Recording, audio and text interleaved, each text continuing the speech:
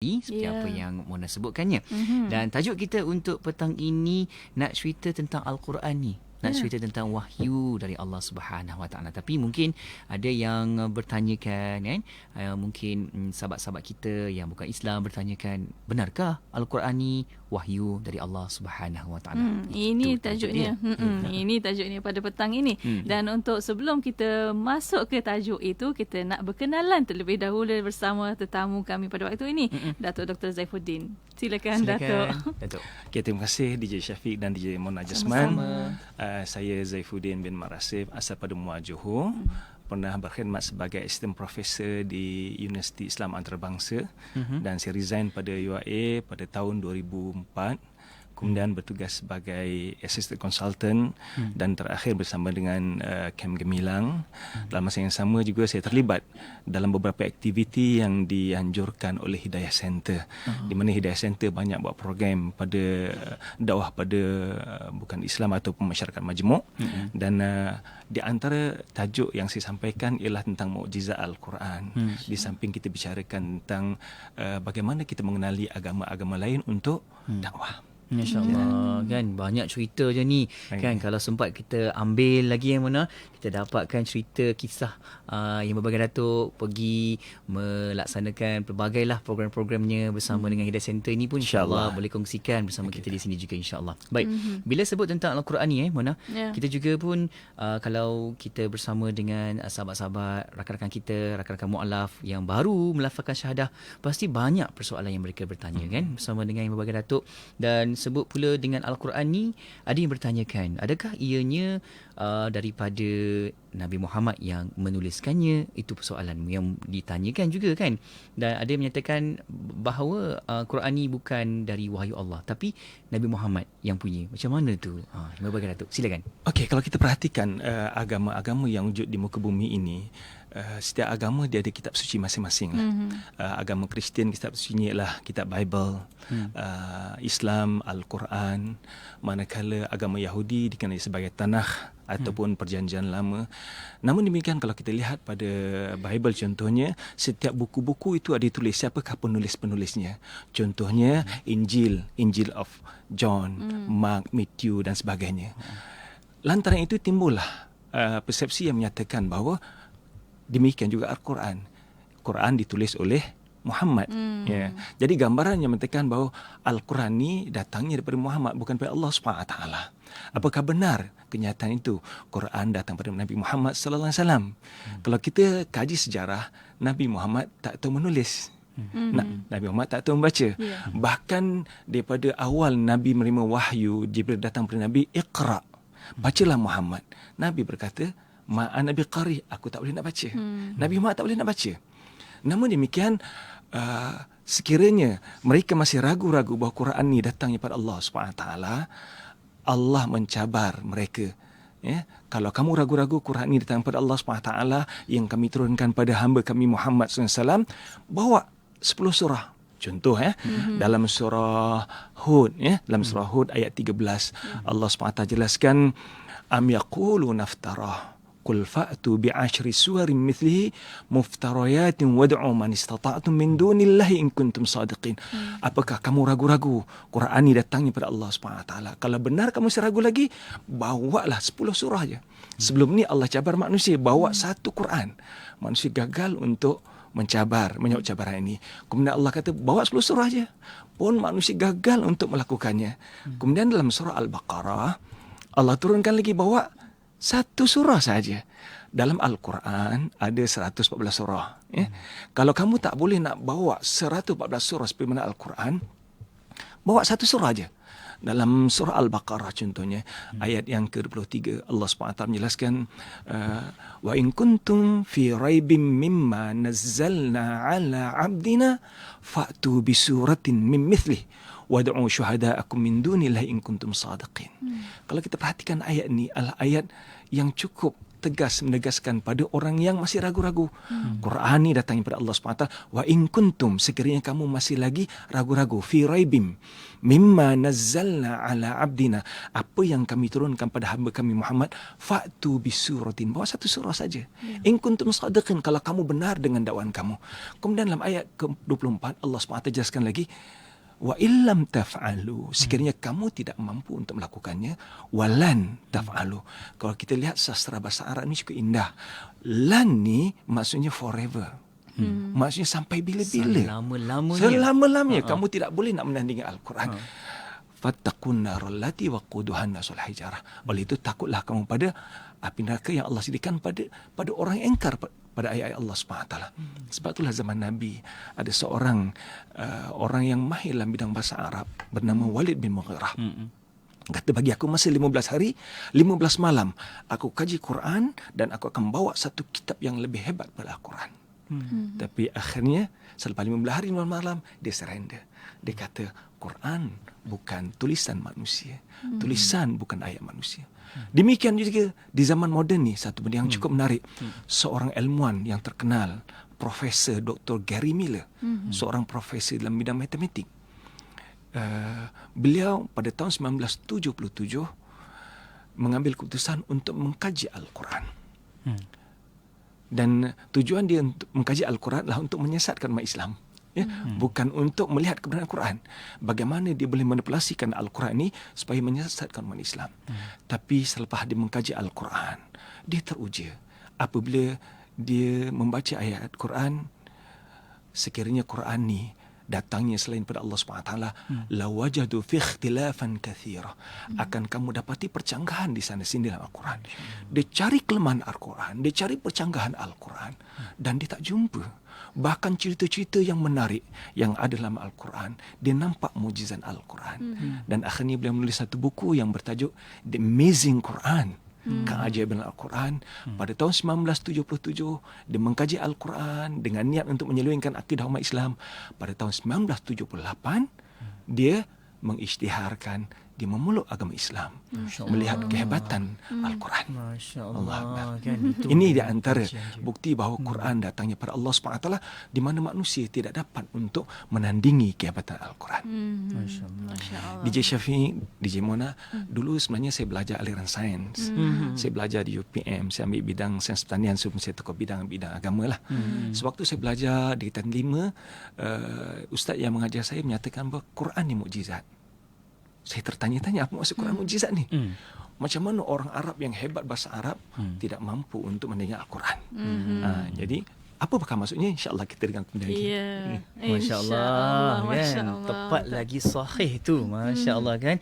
Betapa hebatnya mukjizat Al-Quran itu. Dan kita sebenarnya nak bincang dengan lebih banyak lagi ni, Mona, selepas ini. Ya, dan para pendengar boleh hantarkan soalan anda pada waktu ini di talian 01129004 004 dan juga boleh tinggalkan soalan anda di FB Go Live IKIM FM. Terus setia bersama kami, kita berehat seketika, kembali selepas ini.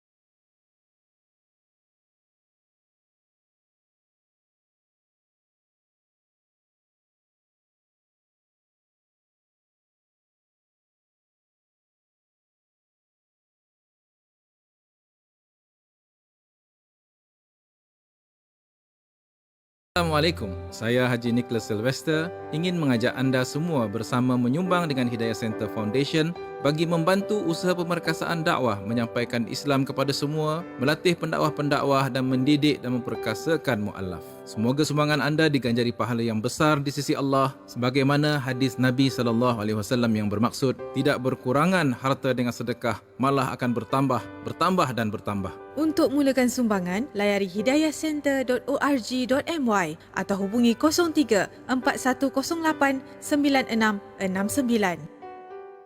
IKIM Inspirasi Inforia Islami. Alhamdulillah anda masih lagi bersama Syafiq Saleh dan juga Mona Jasman untuk Destinasi IKIM. Kita berada di petang Selasa ini untuk dengarkan lagi rancangan Islam Agamaku. Di Konti IKIM. Kalau anda yang baru saja buka radio IKIM, yang tengah tonton juga di Facebook Go Live tu, kita sedang bersama dengan yang berbahagia Datuk Dr. Zaifuddin Mat Rasib, merupakan sukarelawan Hidayah Center Foundation. Kita cerita tentang benarkah Al-Quran wahyu Allah Subhanahu Wa Taala. Banyak yang kita tahu ni Mona, cerita-ceritanya dan juga sumber-sumber yang sahihnya itu. Alhamdulillah. Dan kita masih lagi bukakan ruang peluang untuk anda yang nak bertanyakan soalan. Boleh saja letakkan di ruangan komen dekat Facebook Go Live tu dan juga di WhatsApp konti kita taliannya 01129004 Alhamdulillah. Dan Datuk telah tadi terangkan tentang mukjizat Al-Quran di surah Al-Baqarah sendiri kan. Dan untuk zaman moden ini Datuk, mungkin kita nak tahu apakah Al-Quran yang telah diturunkan 1400 dahulu relevan pada masa ini untuk sains dan teknologi, pengembangan sains dan teknologi ini. Okay, terima kasih kepada DJ Syafiq dan DJ Mona. Sama. Ini antara perkara yang membuatkan saya teruja. Yang asalnya dulu saya belajar aliran sains, saya tukar pada bidang agama. Setelah saya graduate by UPM tahun 88, saya pergi ke Pakistan, saya belajar di UIA Pakistan, di Islamabad. Dan setelah mendalami Al-Quran, saya dapat melihat kehebatan mukjizat Al-Quran.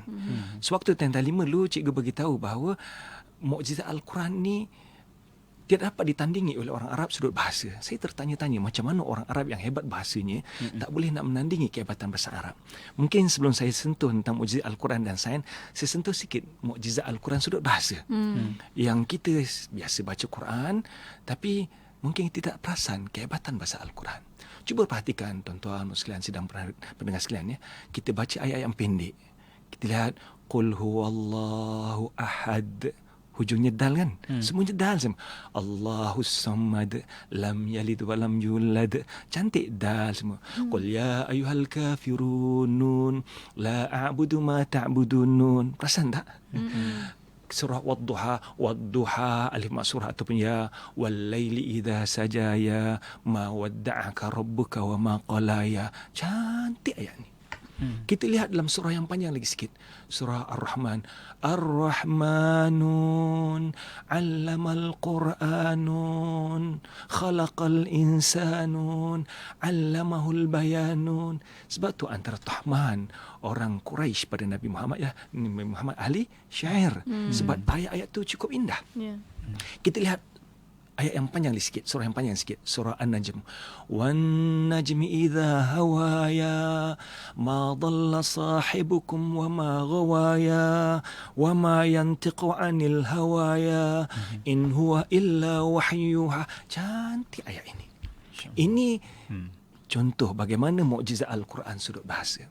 Cumanya zaman moden kita, apakah Al-Quran masih lagi merupakan mukjizat yang telah diturunkan 1400 tahun yang lalu seperti mana DJ Mona sebutkan tadi, apakah masih relevan zaman kita sekarang? Ya. Bila disebutkan mukjizat, berarti mukjizat itu dapat menandingi ilmu semasa. Dan bila kita katakan Al-Quran sebagai mukjizat, Al-Quran dapat menandingi kehebatan ilmu semasa. Mungkin dalam kesempatan yang ringkas ini, saya boleh bagi dua contoh bagaimana telah menyebabkan dua orang ilmuwan dunia, iaitu Dr. Maurice Bucaille dan Profesor Tagata Tajissin Memul Agama Islam. Dr. Maurice Bucaille adalah seorang pakar bedah di Perancis yang dipertanggungjawabkan untuk mengkaji jasad Fir'aun, mami yang ada di Mesir. Setelah dia kaji, dia buat kajian bersama dengan tim dia, beliau mendapati bahawa jasad yang masih utuh ini adalah jasad Fir'aun yang hidup zaman Nabi Musa AS. cerita ini juga diceritakan dalam Bible. Dalam Exodus chapter yang ke-14 daripada ayat 25 hingga ayat 30 menceritakan bagaimana Nabi Musa membawa keluar Bani Israel daripada bumi Mesir dan diikuti oleh Firaun. Cuma yang unik dia, Bible tidak menceritakan apa penghujung kisah pada Firaun selepas dia meninggal. Tetapi Al-Quran menceritakan selepas Firaun meninggal, Allah jaga jasad Firaun. Dan Dr. Maurice Bucaille membuktikan secara saintifik bahawa jasad yang dia dihadapi sekarang adalah jasad Firaun yang hidup zaman Nabi Musa AS. Apabila jasad ini nak diterbangkan balik ke Mesir dan dia dengar berita bahawa Al-Quran telah menceritakan bahawa jasad Firaun ni Allah jaga supaya menjadi dalil dan bukti umat akan datang. Dia teruja. Bagaimana Al-Quran boleh menceritakan perkara ini? Sedangkan dialah orang yang membuktikan bahawa jasad ini adalah jasad Firaun yang masih utuh lagi.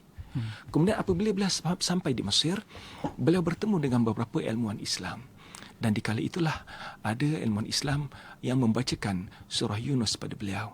Ayat yang ke-92 yang berbunyi, فَالْيَوْمَ نُنَجِّيكَ بِبَدَنِكَ لِتَكُونَ مَنْ خَلْفَكَ آيَةً.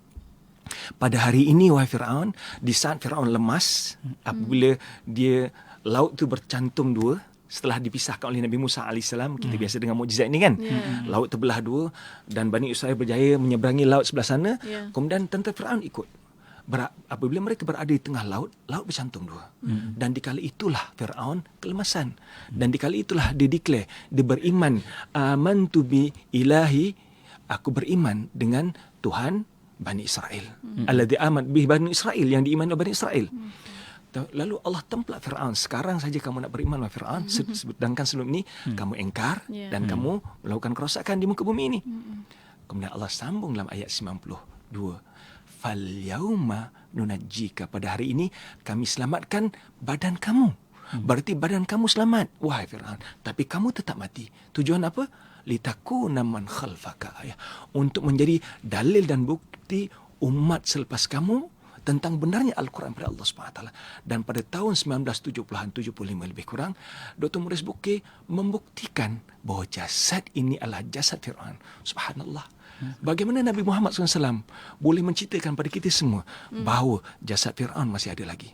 Sedangkan masyarakat dunia tidak mengetahui ketika itu.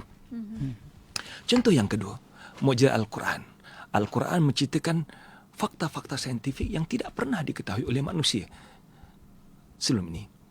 Antaranya kajian yang dibuat oleh Profesor Tagata Tajisan, seorang profesor di Chiang Mai University, yang akhirnya declare keislamannya pada tahun 1988. Beliau seorang pakar dalam bidang anatomi manusia, mengkaji saraf-saraf yang ada pada tubuh manusia, dan akhirnya beliau menemui bahawa saraf yang memberikan rangsangan kesakitan, kepedihan, kepanasan berada di kulit. Dan penemuan beliau ni, beliau bentangkan dalam seminar bahawa beliau adalah orang yang pertama menemui fakta ini. Tetapi apabila Profesor Dr. Abdul Majid Az-Zindani memberitahu pada beliau bahawa perkara ini telah pun Allah jelaskan dalam surah An-Nisa ayat 56. Dia kata, how could benda ini boleh berlaku? Bacaan Quran boleh ceritakan benda ini, sedangkan dialah orang yang pertama menemui perkara ini. Lalu Dr. Abdul Majid Az-Zindani bacakan ayat ini, innal ladzina kafaru bi ayatina saufa nuslihim nara kullama nadujat juluduhum baddalnahum juludan ghairaha liyadhuqul adhab. Sungguhnya orang yang kufur pada ayat kami akan kami humbankan ke dalam api neraka. Setiap kali masak kulit mereka, kami akan gantikan kulit yang baru. Untuk apa? Liyadhuqul adhab, supaya mereka merasakan azab yang pedih. Pada ayat ini dapat kita fahami bahawa saraf-saraf yang berada rangsangan yang memberikan rangsangan kesakitan ini berada di kulit. Sebab tu bila orang dibakar dalam api neraka, hangus kulitnya, terus dibakar, dia tak akan rasa sakit. Untuk merasa adab yang pedih, Allah ganti kulit yang baru. Baddalnahum juludan ghairaha, kami gantikan kulit yang baru supaya mereka rasa azab yang pedih. Subhanallah. Siapa yang bagi tahu pada Nabi Muhammad perkara ini? Ya. Wa ma yantiqu anil hawa in huwa illa wahyuha. Nabi tak cakap ikut hawa nafsu, melainkan wahyu pada Allah Subhanahu wa taala. Allah. Masya-Allah, yang ni wahyu itu adalah Al-Quran, mukjizat yang pastinya begitu jelas mengatakan segala buktinya kekuasaan Allah Subhanahu wa taala. Masya-Allah. Kita akan sambung lagi ni doktor.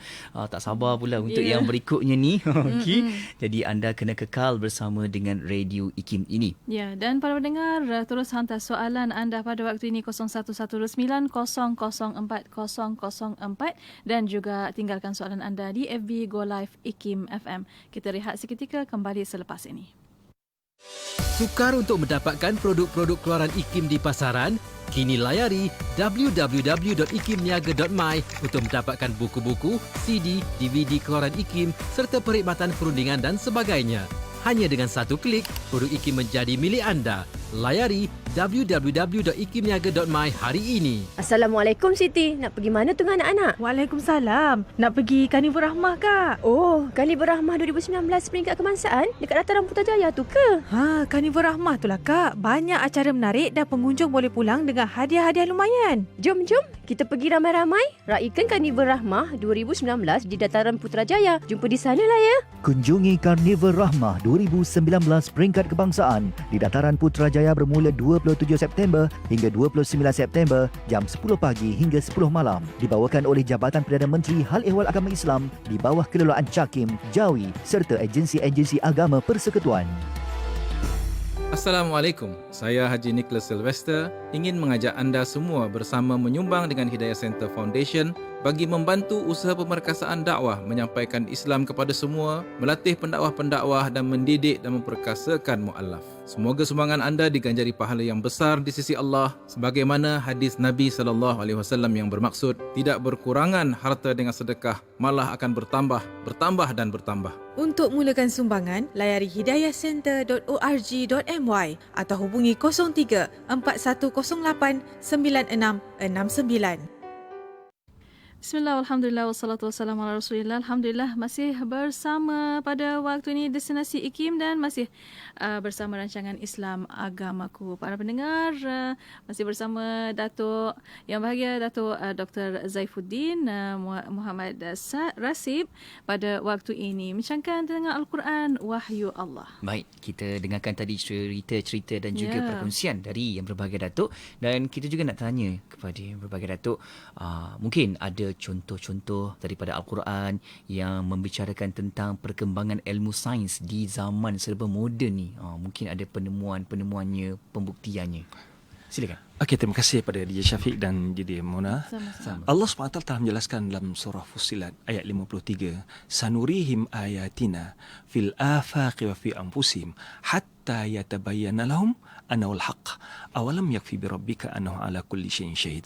Kami akan terus singkapkan pada mereka, pertuntunkan pada orang ramai tanda-tanda kebesaran kami, mukjizat-mukjizat kami oleh Al-Quran pada alam maya ini dan juga pada diri manusia sendiri, hatta yatabayyana lahum, hingga menjadi dalil dan bukti pada mereka anul haq wa Quran benar datang pada Allah Subhanahu wa taala.